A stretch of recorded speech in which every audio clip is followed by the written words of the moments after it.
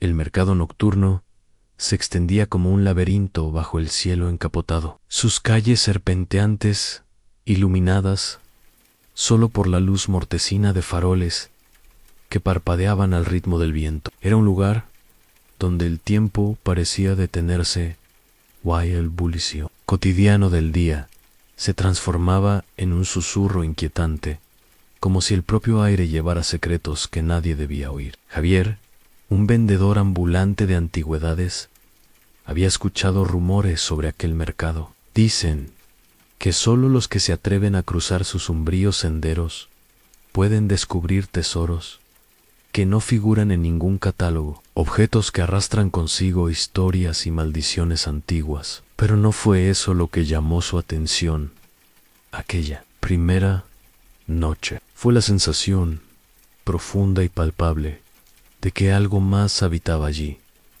una presencia que no se dejaba ver, pero sí escuchar. Mientras acomodaba sus productos, reliquias olvidadas, figuras de madera desgastadas y joyas que parecían brillar con una luz propia, notó cómo las voces entre los puestos parecían distorsionarse. No eran simples clientes o comerciantes. A veces, los susurros se tornaban palabras claras, aunque dichas en un idioma que Javier no lograba entender, como un eco lejano y triste que calaba en los huesos. Conforme avanzaba la noche, comenzó a sentir un frío que no venía del ambiente, sino de dentro de sí mismo. Las sombras parecían alargarse, y detrás de cada esquina, una figura oscura se desvanecía justo cuando él intentaba enfocarla. Con el mercado, con su apariencia vibrante y caótica, se convertía en un escenario de misterio, donde lo tangible y lo intangible jugaban a esconderse y buscarse. Javier recordaba cada historia escuchada en su infancia sobre mercados embrujados, pero nunca creyó en ellas, hasta que aquella noche, mientras cerraba un trato con un hombre encapuchado, escuchó un susurro a su espalda. No todo lo que vendemos tiene precio. Se giró rápido, pero solo encontró la vacía calle iluminada por la luna. Aquella primera noche fue solo el comienzo. Lo que Javier descubriría en el corazón del mercado nocturno cambiaría para siempre su percepción del mundo, obligándolo a enfrentar verdades que muchos prefieren ignorar. Los días siguientes se convirtieron en noches eternas para Javier. Volvía al mercado nocturno con la esperanza de entender lo que había comenzado a experimentar. Pero cada visita traía consigo más preguntas y menos respuestas a la atmósfera del mercado. Se volvía cada vez más densa, como si el velo entre su realidad y otra, mucho más oscura, se estuviera deshilachando poco a poco. Fue durante una de esas noches cuando apareció el cliente que cambió todo. No era un cliente común. Vestía una capa negra que parecía absorber la luz de los faroles, y sus ojos brillaban con un resplandor imposible de ignorar. Sin decir palabra, tomó una pequeña caja de madera que Javier tenía a la venta, una caja que él había adquirido en un pueblo olvidado, cuya historia estaba envuelta en supersticiones y tragedia. Cuando el hombre encapuchado abrió la caja, un frío inhumano se escapó de su interior, y Javier sintió como si miles de voces clamaran al unísono, invadiendo su mente con recuerdos ajenos, pesadillas y advertencias. Lo que vendes, dijo con voz ronca, es más que un objeto. Es un fragmento de almas perdidas, atrapadas entre este mundo y el siguiente. Esa noche, Javier entendió que el mercado nocturno no era un simple lugar de comercio, sino un punto de encuentro entre realidades. Los objetos que se vendían allí tenían vida propia, portando historias, sufrimientos y a veces maldiciones que se aferraban a quienes los poseían. Intentó devolver la caja, pero el hombre desapareció, como humo en la brisa, dejando tras de sí un eco que retumbaba en sus pensamientos en cada venta. Aquí tiene un precio, y no siempre es moneda la que se paga. Desde entonces, Javier comenzó a notar cambios En su propia vida en sombras que lo seguían a casa, susurros que nadie más escuchaba, y una sensación creciente de que algo oscuro se había aferrado a él. Desde aquella noche, los días se volvieron pesadillas. Para Javier, el susurro constante que antes escuchaba solo en el mercado, ahora lo acompañaba en cada rincón de su hogar. La caja que aquel hombre encapuchado había tomado parecía haber dejado una sombra sobre él, una presencia invisible que acechaba cada uno de sus movimientos. Una noche, mientras revisaba sus pertenencias, encontró entre sus cosas una pequeña figura de madera que no recordaba haber comprado. La figura tenía grabados extraños y parecía emitir un leve latido, como si estuviera viva. Desde ese momento comenzó a tener visiones en rostros distorsionados, gritos ahágados y la sensación de caer en un abismo sin fin. Intento busca ayudan expertos y curanderos, pero nadie pudo explicarle lo que le ocurría. Solo una vieja mujer le dijo una frase que quedó tatuada en su mente: el mercado nocturno no olvida a quienes rompen sus reglas. Un día, al regresar al mercado, intentó enfrentar al hombre encapuchado para exigir respuestas, pero el lugar estaba vacío, como si el mercado hubiera cerrado para siempre. Sin embargo, en el aire quedó flotando un último susurro en el precio. Ya fue cobrado. Javier comprendió entonces que algunas transacciones no tienen marcha atrás y que el mercado nocturno no solo vende objetos, sino destinos sellados. Su vida cambió para siempre, marcada por la línea invisible que separa lo visible de lo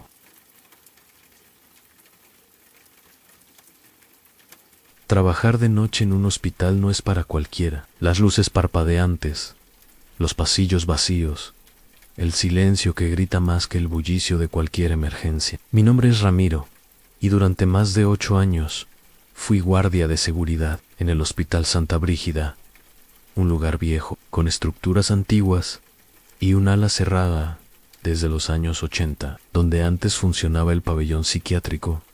Aquella noche parecía una más. Estaba haciendo la ronda de las 2 de la madrugada, el momento más callado de todos, cuando el hospital se siente más muerto que vivo. El ala oeste, como siempre, estaba cerrada. Nadie entraba allí, nadie salía. Las puertas estaban con candado, selladas por años de olvido y polvo acumulado. O eso pensaba yo mientras caminaba por el pasillo que da hacia las escaleras principales. Escuché un sonido nítido que me detuvo en seco, el clic de unos tacones sobre el suelo de baldosas. Fue lento, rítmico, en un paso tras otro. Pensé que quizás alguna enfermera estaba fuera de lugar, pero cuando giré hacia el final del pasillo, lo vi en una figura femenina, completamente vestida de blanco, con el cabello suelto, cayéndole sobre los hombros. No pude ver su rostro. Estaba de espaldas, en lo que me paralizó. No fue su presencia, sino el hecho de que se encontraba justo frente a la puerta sellada del ala oeste. Y lo más perturbador es que la puerta estaba abierta. Tomé la linterna. Llamé su atención con voz firme. Ella no respondió. Di un paso y otro. Cuando llegué a unos 10 metros, seguí apenas. No vais su cara, pero sentí una ráfaga helada que atravesó el pasillo. Me acerqué más y en un pestañeo desapareció. La puerta, antes entreabierta, volvió a cerrarse con un golpe que retumbó por todo el hospital. Intenté buscar explicaciones. Tal vez una paciente se había perdido, o era una broma de mal gusto, pero los registros no indicaban ninguna mujer con esa descripción. Revisamos las cámaras, y allí empezó lo peor. En el video no aparecía nadie, solo yo, hablando y caminando hacia una puerta que se abría sola y que se cerraba de golpe detrás de mí. Pensé que todo había sido producto del cansancio, una mala jugada de mi mente, pero no fue la última vez que la vi. Después de aquel encuentro, mis noches en el hospital dejaron de ser rutinarias. Todo lo que antes era familiar comenzó a tornarse extraño. Las luces parpadeaban con mayor frecuencia, los sensores de movimiento se activaban en salas vacías, y lo peor de todo, empezaron a llegar reportes de otros empleados que aseguraban haber visto a una mujer vestida de blanco caminando por los pasillos, siempre en la madrugada, siempre en silencio. Una enfermera juró haberla visto en el ascensor que baja al sótano, un lugar donde ya no hay pacientes ni personal desde hace años. Otro enfermero la vio junto al quirófano clausurado del tercer piso, donde ocurrieron varios accidentes en el pasado, incluido un incendio misterioso que dejó a una paciente en estado crítico. Pero cada vez que alguien intentaba alcanzarla, desaparecía como un fantasma entre sombras y luces fundidas. Fue en una de esas noches sin luna, a las 3:15 de la madrugada, cuando la vi de nuevo. Me encontraba en la sala de vigilancia, revisando las cámaras. Todo parecía tranquilo, hasta que noté movimiento en el monitor 7, el que apunta hacia el ala oeste. Y ahí estaba otra vez, la mujer de blanco, de pie, completamente quieta, mirando directamente hacia la cámara. No, me lo pensé 2 veces. Corrí hacia allí, con la linterna temblando en mis manos. El corredor estaba vacío, solo el eco de mis pasos y el zumbido de los tubos fluorescentes llenaban el aire. Pero cuando llegué frente a la puerta sellada del ala antigua, escuchan lento, un sollozo suave, contenido, como el de alguien tratando de llorar en silencio. Apreté la linterna con fuerza. El sonido venía del otro lado de la puerta, del ala clausurada. Esa puerta, que según los jefes de mantenimiento, había sido soldada por dentro, estaba entreabierta otra vez. Entré, desobedeciendo toda lógica y todo protocolo. El lugar olía a humedad y a descomposición. Las paredes conservaban marcas de viejos cuadros arrancados y grafitis de pacientes que alguna vez habitaron ese pabellón olvidado. El llanto se hacía más fuerte, hasta que llegué a una habitación con una ventana rota. Me acerqué. Fue entonces cuando la vi de nuevo. A través del reflejo del vidrio sucio, estaba detrás de mí, tan cerca que pude ver su rostro pálido, con los ojos completamente negros y la boca entreabierta, como si quisiera decir algo, como si estuviera atrapada entre este mundo y el otro. Me giré en un instante. No había nadie en esa noche. Cuando volví a la sala de vigilancia, algo había cambiado. La grabación que debería mostrar mi recorrido hacia el ala oeste mostraba únicamente estática. Pero justo al final, por unos segundos, apareció una imagen congelada a una figura blanca detrás de mí, reflejada en el vidrio de la ventana, justo como la había visto. Empecé a investigar por mi cuenta. Necesitaba saber quién era esa mujer, qué había pasado allí y por qué ahora, años después, ella seguía caminando entre nosotros. A mi obsesión con aquella mujer se volvió casi una enfermedad. Revisé archivos, hablé con empleados antiguos, incluso contacté con una enfermera retirada que había trabajado en el hospital durante los años más oscuros del ala psiquiátrica. Ella fue quien, con la voz temblorosa, me dijo un nombre: Catalina Rivas. Catalina había sido ingresada en 1987, víctima de episodios psicóticos tras la muerte de su hija en un accidente automovilístico. Decían que hablaba con alguien invisible, que se negaba a comer si no era en compañía de su pequeña. Los médicos la diagnosticaron con psicosis severa y la mantuvieron sedada durante meses. Encerrada en el cuarto 217 del ala oeste, en la enfermera me confesó que el tratamiento al que fue sometida Catalina era brutal: aislamiento, electrochoques, inyecciones sin control. En uno de esos episodios, escapó de su habitación en plena madrugada.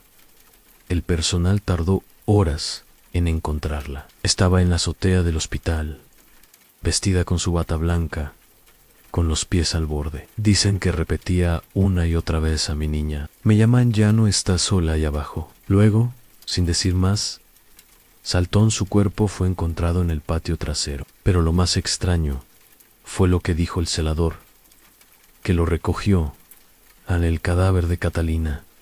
Sostenía algo entre los dedos, un mechón de cabello oscuro que, según los registros, no le pertenecía a ella, sino a una niña desde su muerte.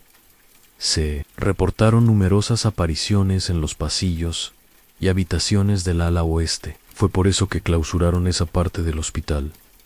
La presencia de Catalina era demasiado intensa. Las enfermeras evitaban pasar por allí. Los pacientes se alteraban cada vez que veían una figura femenina vestida de blanco. Algunos decían que ella los observaba desde las ventanas cerradas, con barrotes.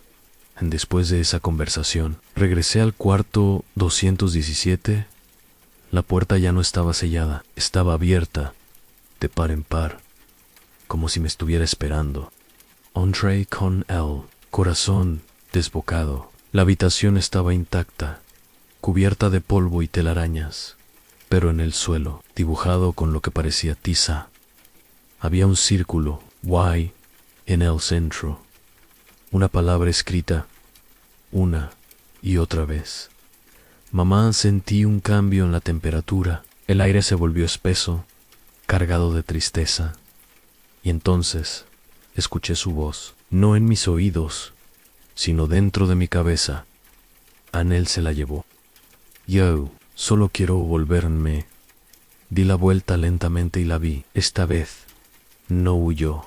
Me observó fijamente con esos ojos sin pupilas. No parecía querer hacerme daño. Solo quería ser escuchada. Extendió su mano hacia mí y desapareció. Desde entonces, cada noche en el hospital ocurre lo mismo. A las 3:15, una figura blanca camina por los pasillos. Ya nadie la persigue, nadie la llama, porque ahora todos saben que el alma de Catalina aún busca a su hija, atrapada entre dos mundos, esperando que alguien, quien sea, le dé el descanso que nunca tuvo en vida.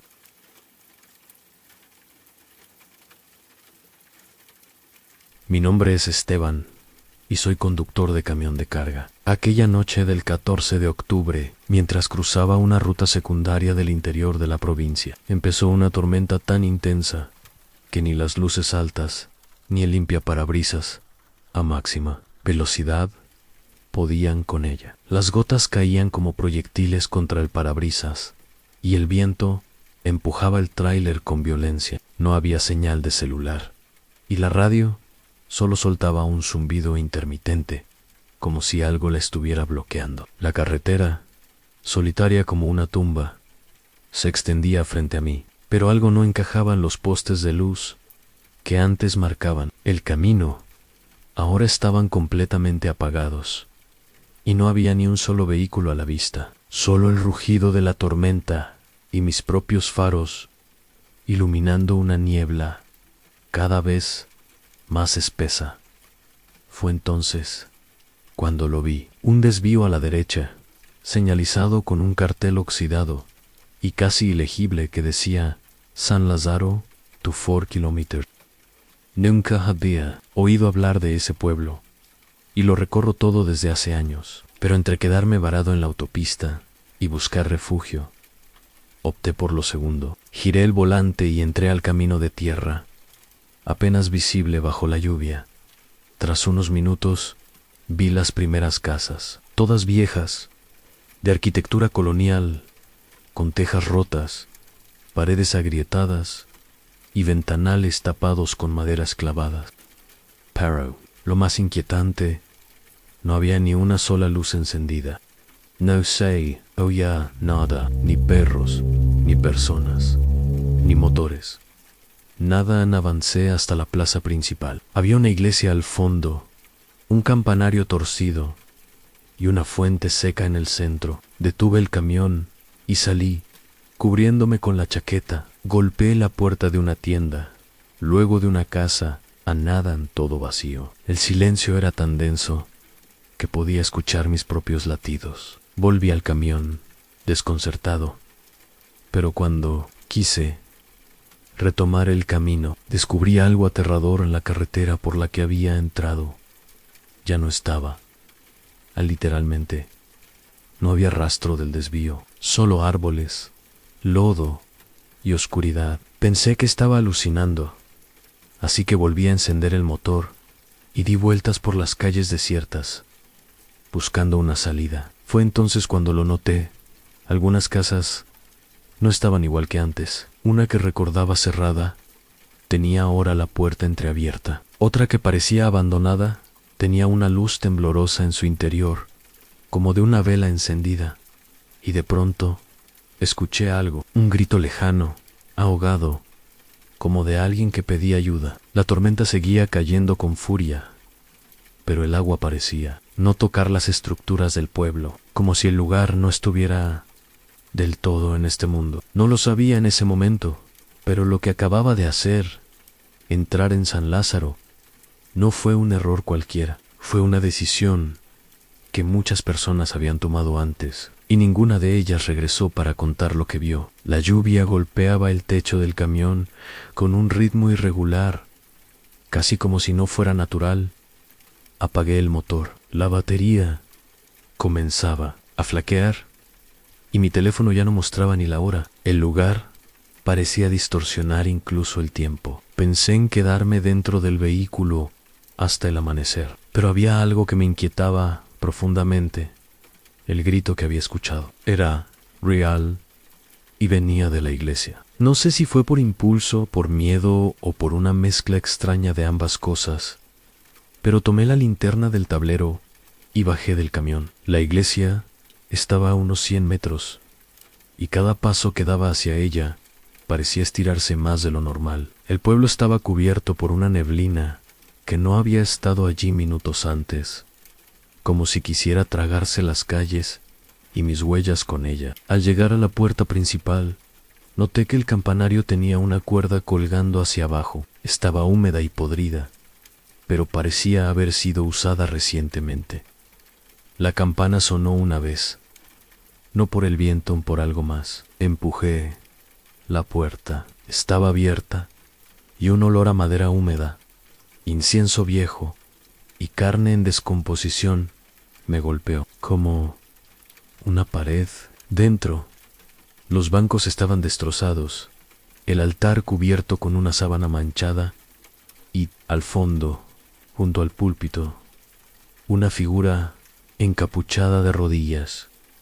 Me acerqué con cautela. La linterna parpadeaba. Sentía un zumbido agudo dentro del cráneo, como si el aire vibrara. Cuando estuve a menos de 3 metros, la figura giró la cabeza hacia mí, pero no tenía rostro. Era una masa pálida, lisa, con una boca cocida, con alambre oxidado. Se levantó, lentamente, sin emitir un solo sonido, y comenzó a caminar hacia mí.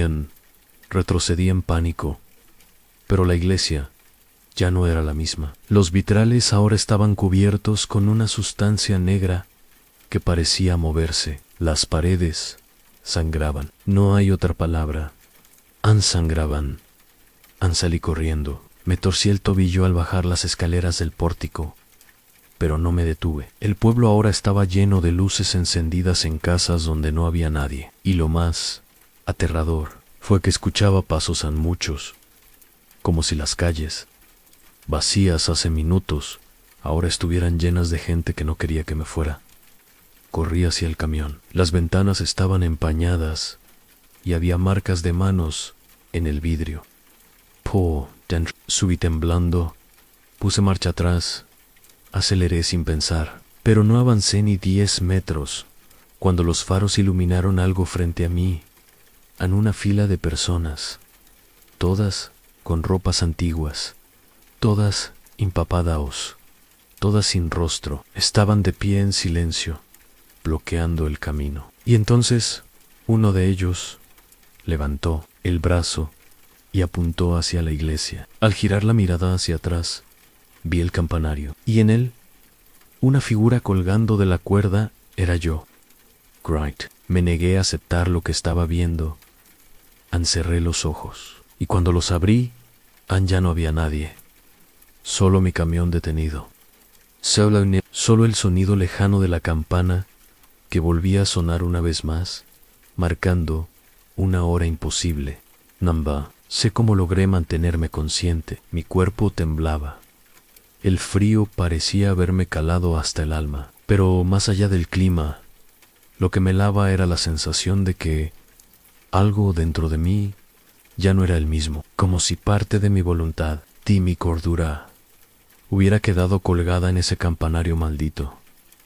Intenté salir del pueblo, di vuelta en círculos por las mismas calles sin salida. El mapa del camión, ahora reiniciado, no mostraba ningún punto de ubicación. Era como si San Lázaro se hubiese desprendido del mundo. Finalmente, después de recorrer lo que pareció una eternidad, vi algo que me devolvió una chispa de esperanza. Un cartel oxidado con la palabra salida. Seguí esa dirección a ciegas, y tras lo que sentí como horas manejando en la niebla, crucé de nuevo a la autopista. La lluvia había cesado, el cielo estaba despejado, y la carretera iluminada por la luz anaranjada del amanecer. Me detuve en la primera estación de servicio que encontré. Bajé del camión, completamente empapado, la ropa sucia de lodo seco y sangre en una de mis mangas.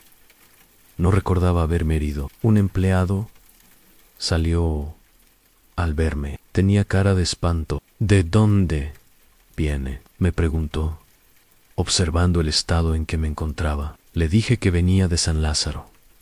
El hombre retrocedió un paso. San Lázaro. Está bromeando. Negué con la cabeza. Él sacó su celular y me mostró la pantalla. Abrió el navegador y buscó el nombre. San Lázaro, decía la búsqueda. Era un antiguo pueblo minero que fue arrasado por una luz en 1972, durante una tormenta, desapareciendo por completo del mapa. Más de 300 personas murieron. Nadie sobrevivió. El terreno fue declarado inhabitable. No había caminos que condujeran a Elam, pero yo estuve allí. Regresé días después con una patrulla local. Encontramos solo una zona de bosque cerrado, ni rastro de caminos, de estructuras, ni de ninguna iglesia. Solo una losa cubierta de musgo al pie de un árbol. Aquí descansan los muertos de San Lázaro. Al mostrar el video de la cámara del camión, lo que logré recuperar, se veía solo lluvia. No había pueblo, ni luces, ni figuras, solo mi voz, murmurando cosas sin sentido, y en el minuto final, una imagen borrosa del campanario, justo antes de que todo el video se corrompiera. Desde entonces, he soñado con ese lugar cada noche, con los pasos en la niebla, con las manos en el vidrio, con la figura que colgaba en el campanario, mirándome desde lo alto con los pies descalzos, y los ojos vacíos. Algunos pueblos mueren y desaparecen. Otros solo esperan a que alguien los encuentre durante una tormenta, porque cuando llueve y la niebla lo permite, San Lázaro regresa por un instante para tomar a alguien más. Y si alguna vez conduces bajo la tormenta y ves un desvío oxidado hacia un pueblo que no recuerdas, no gires el volante.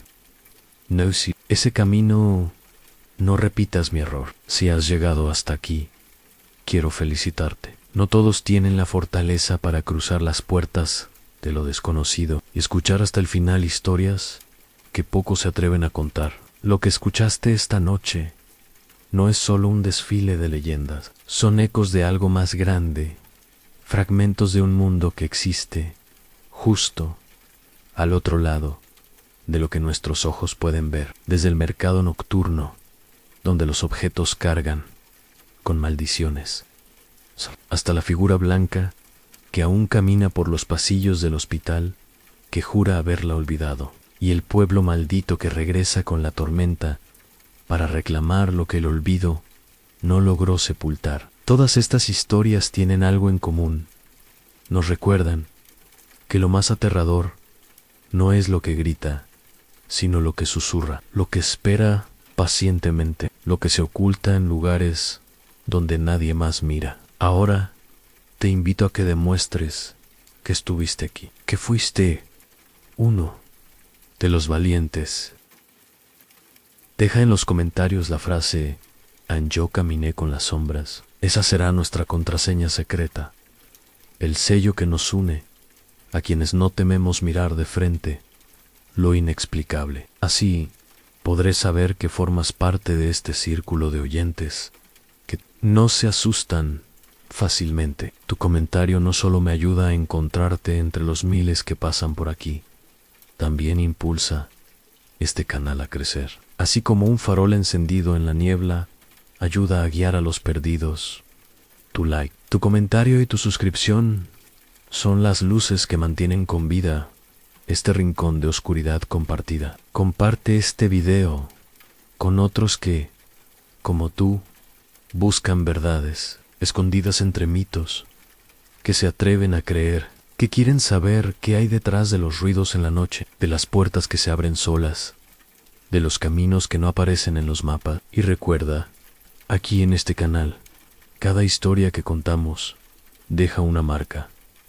Cada relato es un puente hacia lo oculto. Gracias por acompañarme una vez más.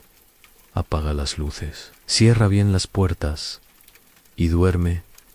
Si puedes, nos volveremos a encontrar en la próxima oscuridad.